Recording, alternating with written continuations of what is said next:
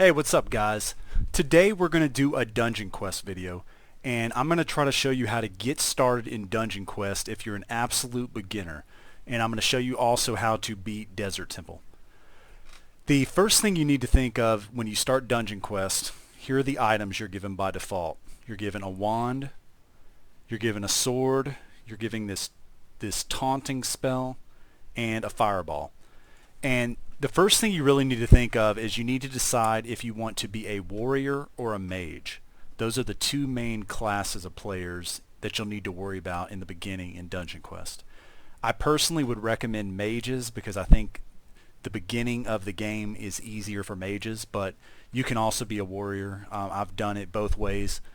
Warriors are better if you like fighting with a sword, up close and personal, kind of like in Zelda. So if you're a warrior, you're going to be getting really close to the enemies. You can use some spells, but most of your fighting will be up close, swinging the sword or using a spell up close. Now a mage, you're going to be doing most of your attacks from a distance. So you're going to be like shooting a fireball or using some other spell, and you're not going to be close up. Like you're not going to be swinging the wand and hitting the enemies with the wand. So pretty much just decide if you want to be mage or warrior. That's what you need to do up front. And in this tutorial, I'm going to be a mage just because, like I said before, I think it's easier. Okay, that's pretty much all you need to know just to get started. So let's go ahead and start a dungeon, and I'll give you more tips as we're going. I'll do Desert Temple easy and not hardcore. Hardcore means you cannot die any, so definitely I don't recommend using hardcore until you've gotten really good at a dungeon. So we've started out, and pretty much the only spell that they give you starting out is Fireball. This taunt spell is mainly used if you're in a group of people, and it makes the enemies all come and try to attack you, but don't worry about that for now. So the only spell we're able to really use is a Fireball. And you'll see here with the Fireball it says scales with spell power. If you're a mage, you want to only use spells that scale with spell power. And if you're a warrior, you want to use spells that scale with physical power. So just keep that in mind.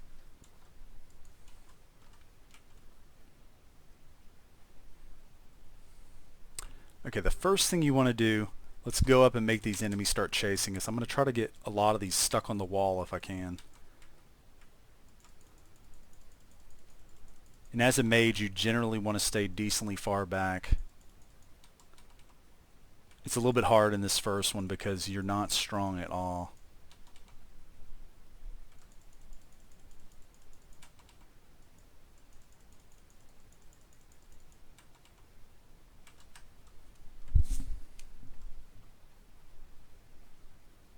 Okay, I'm actually going to try a different strategy.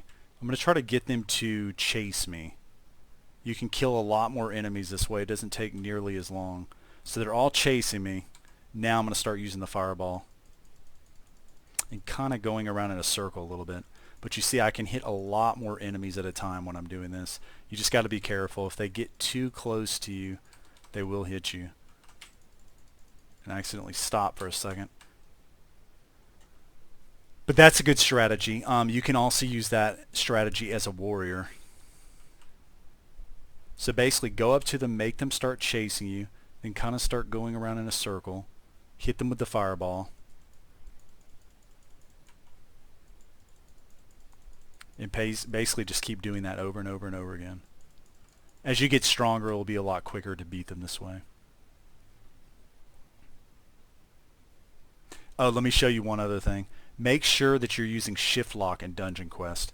Go to Settings and make sure that Shift Lock switch up here is turned to on.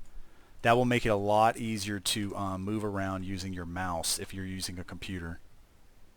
And I believe they just added Shift Lock on mobile also. Okay.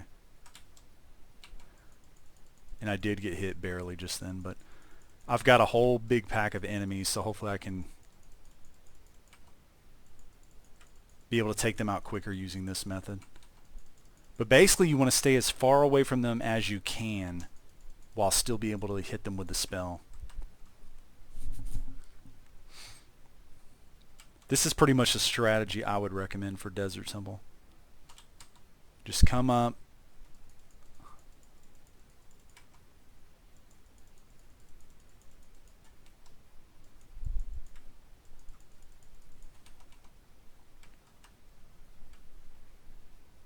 Okay, I'm going to try to group all the enemies together again in here. Just kind of stay, it's a little bit easier said than done, but try to stay away. Don't get too close to them.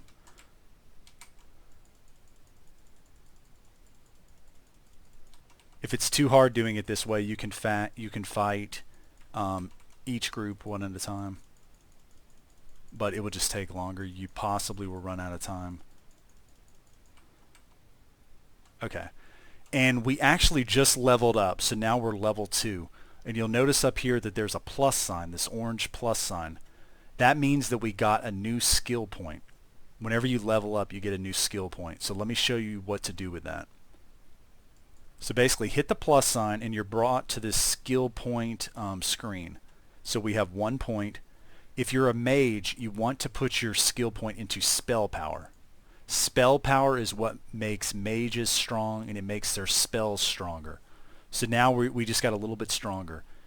If you're a warrior, you'd want to put your skill point into physical power. That's what makes your sword stronger in any physical spells that you have. If you're a mage, you never want to put skill points into physical.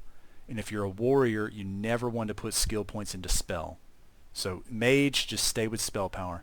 You can put skill points into stamina, and that will actually make your health higher. It will increase this green bar up here.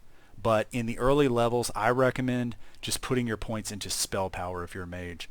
Don't do stamina early on in the game. You're better off just being stronger, and it will force you to get good at dodging, which will help a lot later in this game. You want to basically be able to dodge most of the enemies. Okay, so we added our skill point. Let's see if it makes it easier.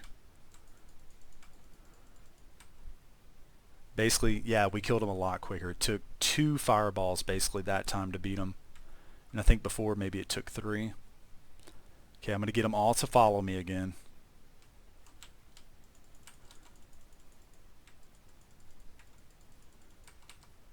But basically this strategy it lets you be able to beat dungeons much quicker.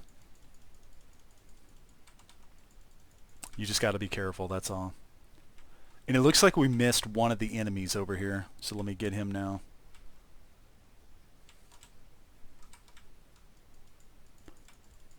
And you can see whenever I'm swinging my sword, I'm doing like 1 thing of damage. And when I use the fireball, I'm doing around 16. Okay, now we're at the first boss. This is the sand giant. And he's actually gotten harder since I first started playing the game. Now he'll throw out these red lasers. So anyways, I'm going to show you how to beat him. Starting out, move to the side because he's going to put the lasers out. Just try to stay far back from him. You can actually, let me show you a trick. I'm going to see if I can do it.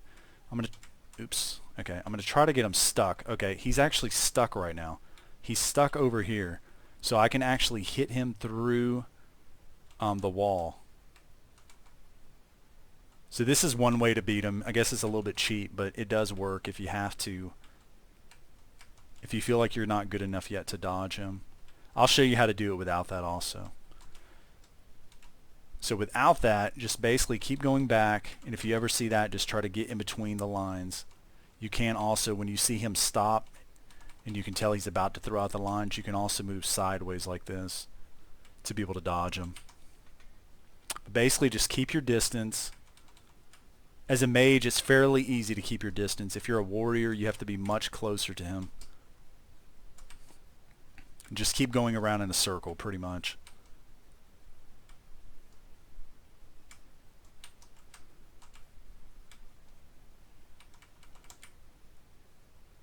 I think one more hit.